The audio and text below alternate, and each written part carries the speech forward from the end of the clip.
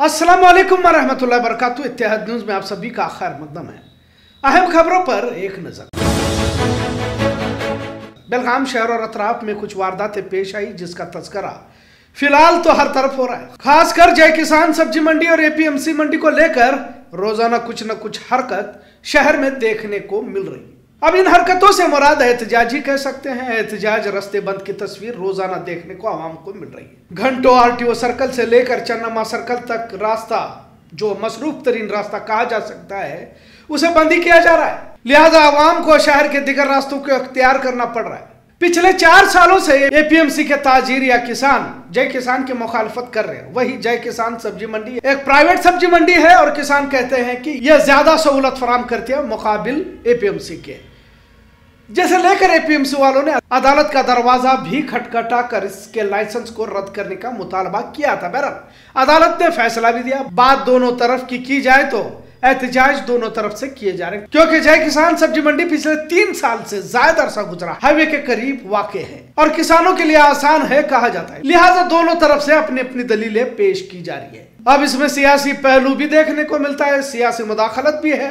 हाल ही में जय किसान मार्केट की जानिब से बड़े पैमाने पर एहतजाज किया गया, जिसमें किसान और ताजिर भी शरीक थे। इस मार्केट को बंद न करने की पुरजोर मांग की गई। इनका यह भी कहना है कि अगर बंद ही करना था तो फिर इसे तामीर करने की इजाजत ही क्यों दी गई, क्योंकि जय किसान में हजारों लोग रोजगार पा रहे हैं। वही एपीएमसी वाले सरकारी मार्केट होते हुए प्राइवेट मार्केट क्यों का सवाल पूछ रहे हैं। खैर, इन तमाम मामलात में सड़क बंद एहतजाज का दौर दोहराया जा रहा है, जिससे आवाम को दिक्कतें पेश आ रही हैं।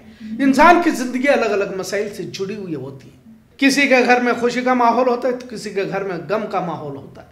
कोई मरीज है, किसी को शादी ब्याह में जाना होता है, किसी का इंतकाल हो जाता है या मर जाता है तो अंजुमन कब्रिस्तान हो या फिर सदाशिव नगर का शमशान हो, अक्सर चन्नमा सर्कल से ही होकर जाना होता है। सिविल अस्पताल भी चन्नमा सर्कल के करीब है। पता नहीं किसके घर में अचानक कौन बीमार हो जाए, पता नहीं कब हादसा पेश आ जाए। यकीनन एम्बुलेंस के लिए एहतजाज हो तो भी रास्ता बनाया जाता है, लेकिन इमरजेंसी में किसी भी सवारी का इस्तेमाल लोग कर देते हैं।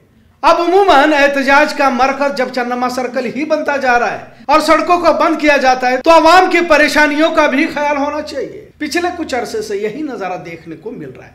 अगर पिछले महीने 2 महीने का भी जायजा लिया जाए तो विसर्जन हुआ, रैलियां हुई, जुलूस और दशहरा को लेकर भी सड़कें बंद किए देते हैं। कोई भी किसी भी धर्म मजहब का हो, सड़कें बंद करने के रिवाज को बंद करना होगा। और अब दिसंबर में तो अधिवेशन शुरू होता है, तब तो आवाम की परेशानी और भी बढ़ जाती है। जब हुकूमतें, लीडर, नेता आवाम के खिदमत के लिए होती है तो रास्ते आखिर क्यों बंद किए जाते हैं। बहरहाल जय किसान और एपीएमसी को लेकर बार बार सड़कें बंद की जा रही है। ऐसा ना हो, ऐसा आवाम का कहना है। खैर, इसी तरह एक और चर्चा शहर में जोरों पर है, YLF ऐप की।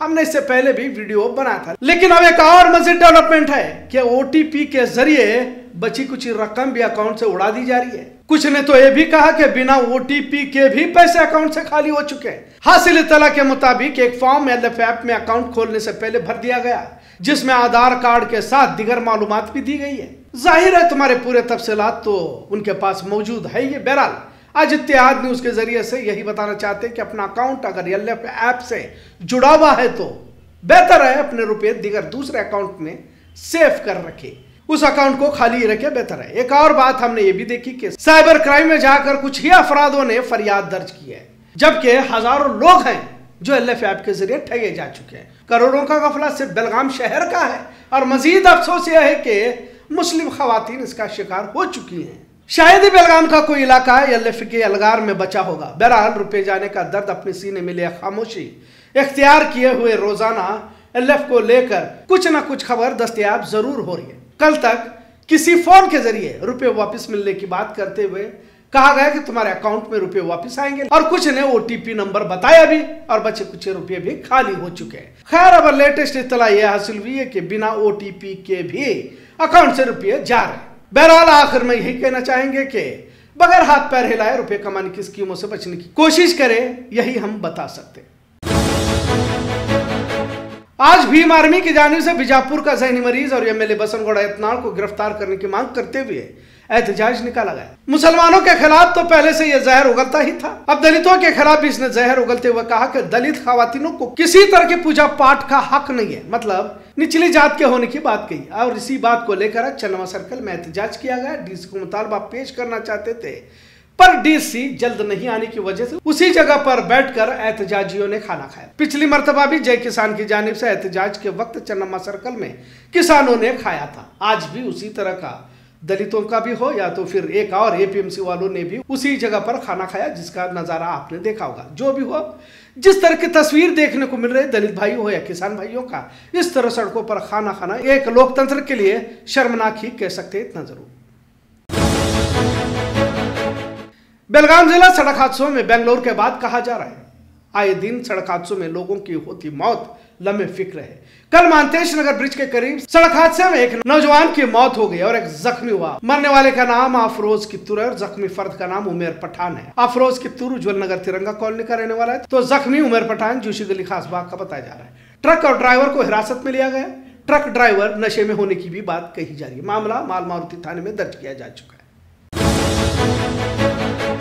हिंदुत्व तंजीमों के कारकुनान की जानिब से मॉरल पुलिसिंग की वारदातें मुस्तकिल जारी है। ऐनापुर में बीफ को ले जाने के शक में एक ट्रक को आग लगा दी गई, जबकि पुलिस महकमा भी उस वक्त मौजूद था। बात सिर्फ इतनी नहीं कि अपराधों पर मुकदमा दर्ज किया गया या इन्हें हिरासत में लिया गया। आखिर इनके पीछे कौन है और इस तरह की हिम्मत ये लाते कहां से, जो इन्हें बार बार इस तरह की वारदातों के जरिए गांव मोहल्ले सड़कों पर दहशत फैलाने के काम को अंजाम दिया जाता है। अब तक 7 अपराधों को हिरासत में लिया गया है, जिन्होंने भी ट्रक को आग लगाकर दहशत का माहौल बनाया है। उन्हें जमानत न दी जाए कि मांग आवाम की जानिब से की जा रही है। ट्रक को आग लगाने वाले बजरंग दल के कारकुन बताए जा रहे और यह तमाम ऐनापुर के रहने वाले। टीपू सुल्तान नगर में आई लव मोहम्मद बैनर लगाने को लेकर तनाव का माहौल देखने को मिला। माहौल में तनाव उस वक्त हुआ जब पुलिस दुर्गा माता दौड़ को लेकर बैनर उतारना चाहती थी, ऐसा यहाँ के आवाम ने बताया। बहरहाल बैनर न उतारने को लेकर नौजवान और जमात के लोगों ने विरोध किया। तस्वीर में आप देख सकते हैं कि लोग यहाँ पर बड़ी तादाद में जमा हुए थे। और आखिर में आई लव मोहम्मद सल्लल्लाहु अलैहि वसल्लम को लेकर मुल्क भर में कितने लोगों पर मुकदमा दर्ज किया गया, इसके तफसीलात पेश करते हैं और साथ में एपीसीआर की उस रिपोर्ट की भी बात करते हैं, जिसमें देश में मुसलमानों के साथ किस तरह का रवैया अख्तियार किया जा रहा है, जहां खुलेआम देश विरोधी काम किया जाता है या देश के संविधान के विरोध में मुखालिफत में संसद में बयानबाजी भी की जाती है। सड़कों पर गुंडागर्दी करने वालों को आजाद छोड़ दिया जाता है। लेकिन वही जब मुसलमान अपनी आस्था, अपने जज्बात को सिर्फ जाहिर भी करता है तो मुकदमे दायर किए जाते हैं। दूसरों की आस्था पर तो अदालतों में फैसले बदले जाते हैं।